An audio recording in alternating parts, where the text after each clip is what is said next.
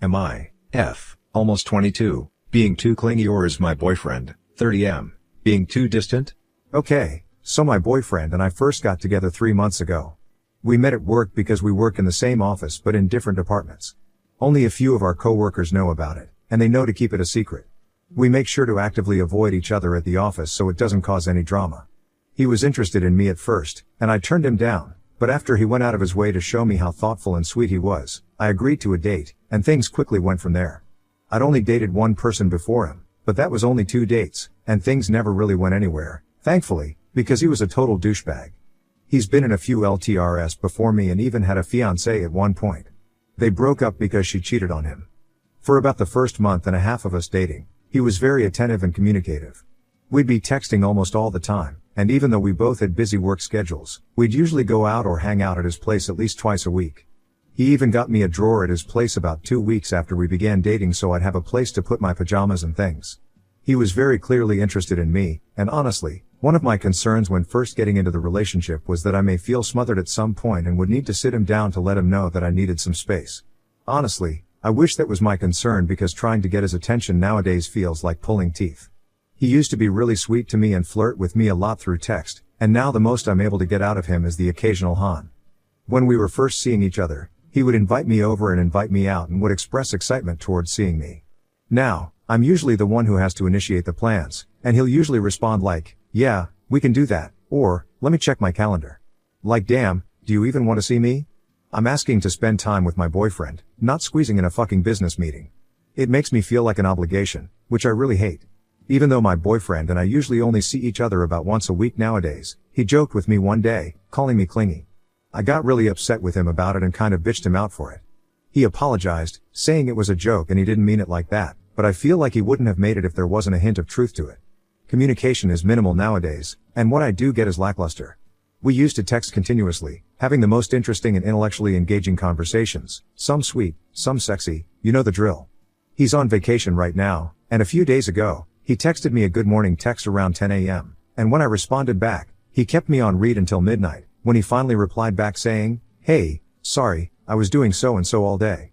It only takes a few seconds to shoot a text saying you won't be on your phone for the rest of the day. I would have preferred that to feel like I was being blown off by my boyfriend for the entire day. I feel like if he actually cared, he would have taken that into consideration. Also, I texted him asking for him to call me because I missed him after he was gone for about a week, and he just replied, "Yeah, I get it, can I call you tonight?" Then, when we talked on the phone later on that night I said, "I miss you," a few times and didn't say it back.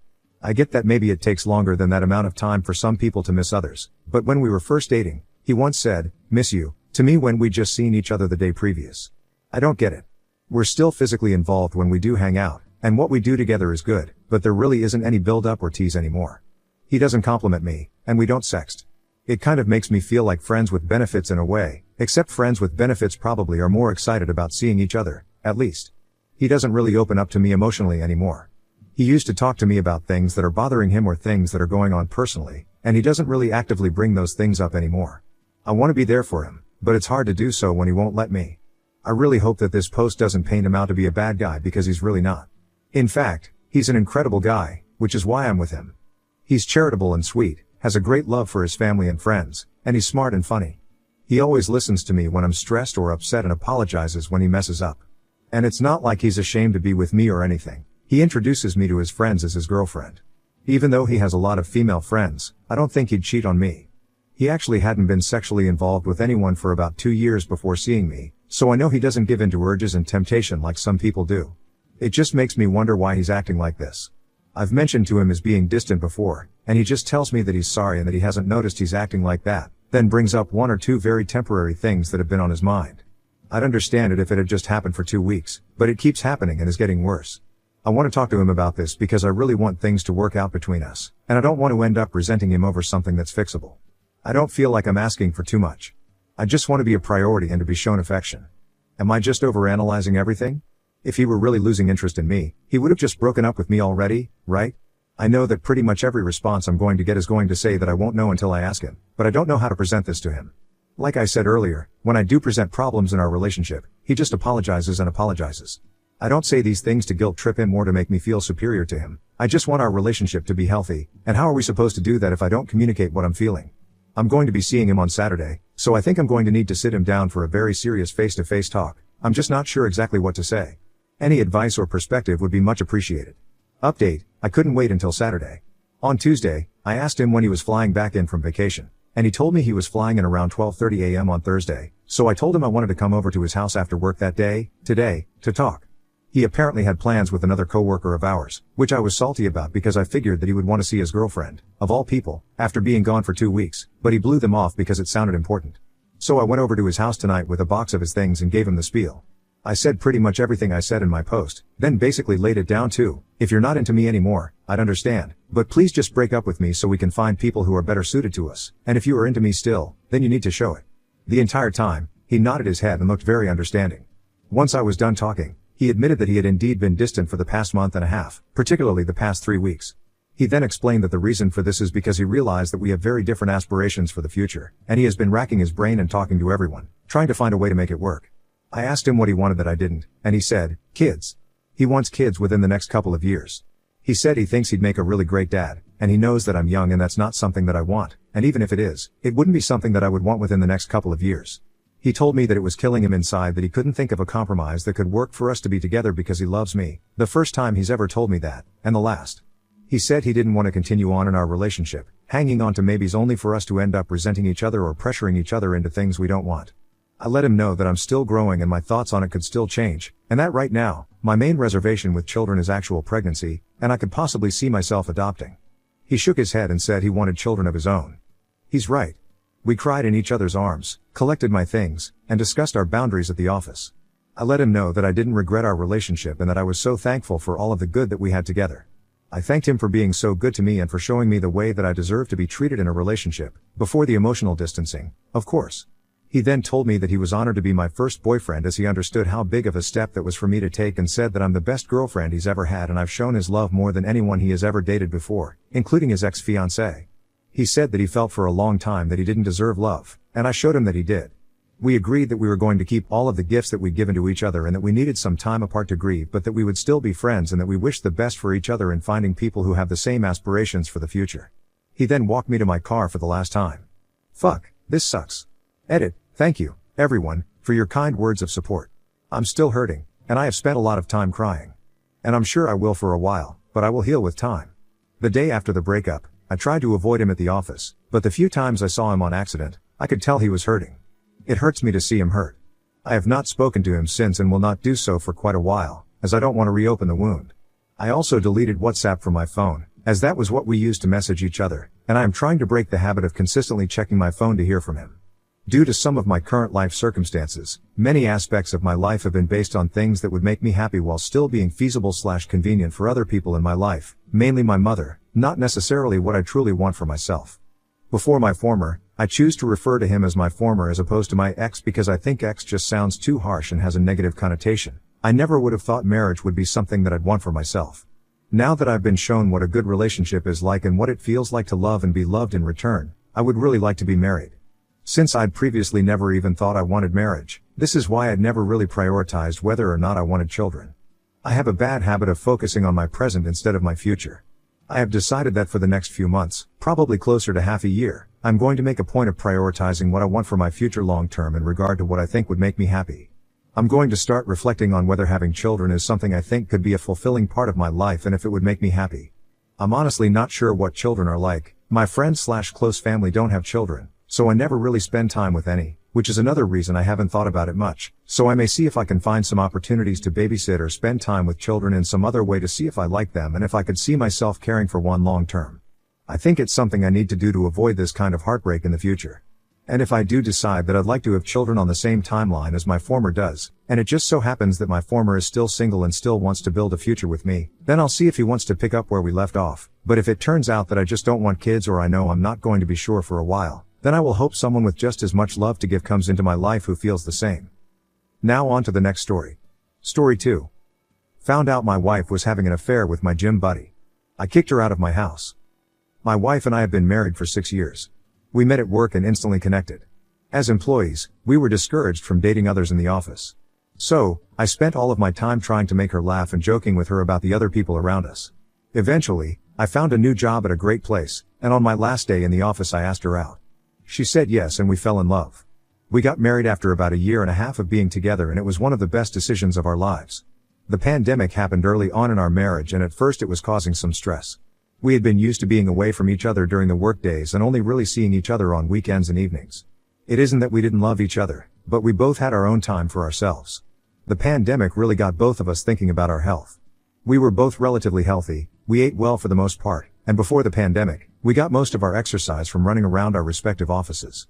However, with the pandemic, we were very sedentary and both of us were putting on a little bit of weight. When things started to clear up, we both decided that we wanted to get a gym membership. We went together, and we had a good time focusing on this new lifestyle. On top of that, we both really loved exercising and we could see the benefits of it fairly quickly. We started going to the gym together 3 or 4 times a week. The more we went, the more confident we were. Our membership was at a local place owned by someone we knew. So we recognized a lot of the people at the gym. There was a sense of community there that we liked. One day while we were driving back from the gym, my wife asked me who my gym crush was. I was taken aback by the question because it seemed like a weird thing for her to ask. She assured me that she wasn't going to take it the wrong way, but she'd seen me paying attention to some of the other girls in the gym and she was just curious. In fact, she promised to tell me hers. I thought about it for a moment, and I realized that I was confident enough in our relationship to have that conversation with her. Of course, neither of us was the only person we were attracted to. We are both human after all. As long as neither of us acted on those impulses, we were fine. I told her who mine was. We'll call her Heather. Heather went to the gym with her fiancé and we crossed paths with both of them often. My wife confessed that her crush was Heather's fiancé. We'll call him Joe. We teased each other about it after we confessed, but it was never really something that came up again. Several months later, I was playing basketball with some friends from the neighborhood and I landed very badly and tore a ligament in my knee. I had to go through some physical therapy alongside months of rest. During those months, I wasn't able to go to the gym with my wife. She was still going, which I had no issues with whatsoever. She had been very passionate about her fitness and activity after the fact, so I was happy she was still doing it. I just wished that I could have gone with her. After the injury, I found myself in a depressive episode. I was trapped in my house for the majority of my time and I was feeling isolated and alone, so I took up some bad habits.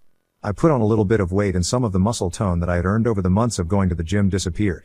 It didn't help my depression that I could see it happening and felt helpless to stop it. I complained about the issues I was having with my body to my wife often and she did what she could to assure me that it wasn't an issue and she would love me no matter what. However, her actions spoke differently. It seemed like she didn't want to be around me as much. She had been laid off during the pandemic and still wasn't working. But she was out all the time running errands. On top of that, we weren't having sex. I took it as her not being attracted to me, but I didn't want to go to her and ask about that. I think a big part of me was too afraid to hear the truth. She started going to the gym more and more and I started to realize that she was going 5 or 6 times a week, which was more than we had ever really gone. It definitely seemed like she just wanted to get away from me.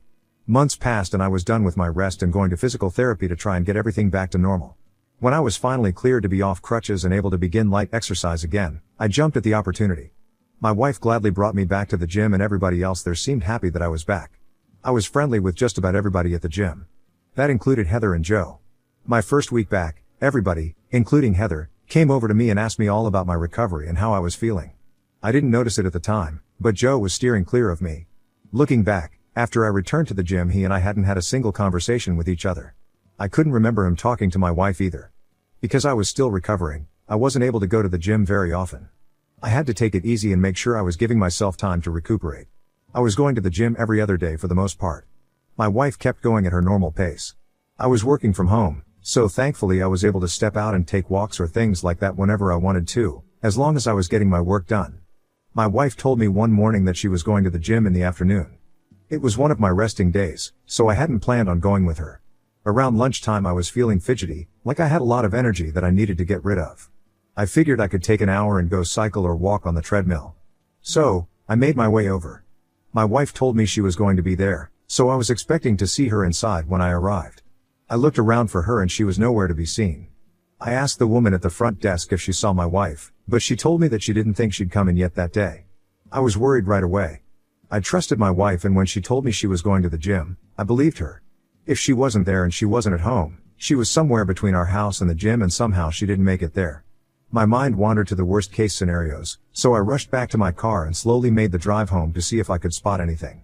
I didn't see her car in a ditch or anything like that, which eased my mind. I called her when I got back to see where she was, but she didn't answer. I felt completely helpless. In my mind, my wife was being held captive in someone's basement and there was nothing I could do about it. I waited for about an hour, and then she walked in the front door. She was still in her workout clothes as if she had gone to the gym when I knew that she hadn't. I asked her where she was and she told me she was at the gym. Obviously, I knew that she was lying, I just didn't know why. I explained the situation to her and told her that I didn't see her at the gym and I was worried. She played it off like she didn't understand why the worker said I wasn't there, suggesting that there might have been a shift change while she was there. She told me that she was in the sauna for a while, which might explain why I didn't see her there. The excuses she gave made sense, but something was telling me not to believe them. I saw with my own eyes that she wasn't there. I was scouring around for her car and I didn't see it anywhere in the lot at the gym. My wife was lying to me and my paranoia started taking full control of my brain. Later that night while she was asleep, I took it upon myself to find out the truth of what was really happening. I grabbed her phone and looked through it for any clues about where she was. I found it within seconds of opening her phone. She was with Joe. Their messages were all pretty tame. There were a few messages where they would tell each other they missed each other, but for the most part, it was them planning times to get together. They were hooking up a few times a week. Apparently, Joe worked from home while Heather didn't, so whenever she would leave my wife would head over to their house. I was completely heartbroken by what I saw. Especially when I put the pieces together that their affair started while I was home recovering from my injury and feeling very bad about myself. It seemed like everything I thought about my relationship with my wife was wrong and it was devastating to learn that. I knew that I needed to divorce her, but while I looked over the text messages I didn't think it was sufficient evidence to prove that there was an affair. It seemed like there could be something going on, but there wasn't anything in there that explicitly mentioned they were having sex. I needed to see it for myself and get some kind of proof. I did a quick search online for some kind of app or something I could download on my wife's phone to be able to track her. It sounds awful, but I needed to know when she was actually going to the gym and when she was going to Joe's house. My intention was just to follow her there and make sure I could get the proof I needed. I found one and got it set up so next time she told me she was going to the gym I could be ready. After 2 days, my wife told me that she was going to the gym. I waited for about half an hour after she left and checked the app. She was not at the gym. I quickly finished up what I was doing with my work and I made my way over to the address she was at. I walked to the front door and looked at a piece of mail to see that it was Joe's house. My wife's car was in the driveway, so I knew that I was going to be possibly witnessing one of the worst things I could imagine. I realized that I couldn't get into the house, so that posed a bit of a problem for me. I needed to see what was happening, so I did something a little bit illegal. I opened an electric bill belonging to Heather and I got her phone number from that. I called her and explained everything. She was skeptical at first, but she agreed to head right over to see for herself if I was right about everything. I hid the electric bill in my car so they would never know that I had to open it to contact her and I waited for her to arrive. As soon as I saw her, I walked to the door with her. When she opened the front door, the chain lock was up that immediately made her suspicious. That was never up, so she thought it was him trying to keep her out of the house. We snuck around to the back door and she let us both in through there. When we got in, we could hear music playing from the bedroom and I had a sinking feeling in my stomach. All of the signs pointed to my wife having an affair, but there was still part of me that had the slightest bit of hope that I was misreading things. Of course, that wasn't the case. Heather led me to the bedroom where she opened the door to see my wife and Joe together. They were both surprised to see us there. Heather ran up to Joe and started hitting him on the head with her purse. I couldn't blame her for reacting that way. My wife covered herself as quickly as she could and tried to explain herself to me. She told me that it just happened while they were at the gym. She tried to tell me it was the first time anything like that had happened and she regretted it. I told her that I knew she was lying and there wasn't any point and to expect to get divorced. She still hadn't found a job since being laid off from hers during the pandemic. She had gotten quite comfortable with not working, which had been a point of contention in our relationship in the past, but I made enough for us to still live comfortably. She tried to convince me to change my mind about it, right there while we were standing in the doorway of the room she was just cheating on me in. I told her that my mind was made up and I was going through with it. She was angry about that, and as I was walking away, she told me that she wasn't attracted to me anyway and that I could never really satisfy her. I knew the second part was a lie, but the first part of what she said stung. I had my insecurities about how I looked after the injury, and hearing somebody who was supposed to love you say it wasn't a blast. Heather and I both ended up divorcing our partners and we wrote letters to each other's divorce attorneys explaining everything that happened since we didn't have any photographic evidence. I kicked my wife out of my house and she ended up moving in with Joe. They were apparently in love with each other and planned on spending the rest of their lives together. They both got married a few months after the divorces were finalized, which I know now that they regret because they're in the process of divorcing. Heather and I talk to each other on occasion and we laugh about how dumb of a decision it was for them to remarry so quickly. From everything I gathered, Joe ended up cheating on my ex-wife with another woman from the gym. That's what sparked their divorce. I'm happy knowing that my ex-wife was forced to get a job and spend a good portion of her earnings paying for 2 separate divorce attorneys.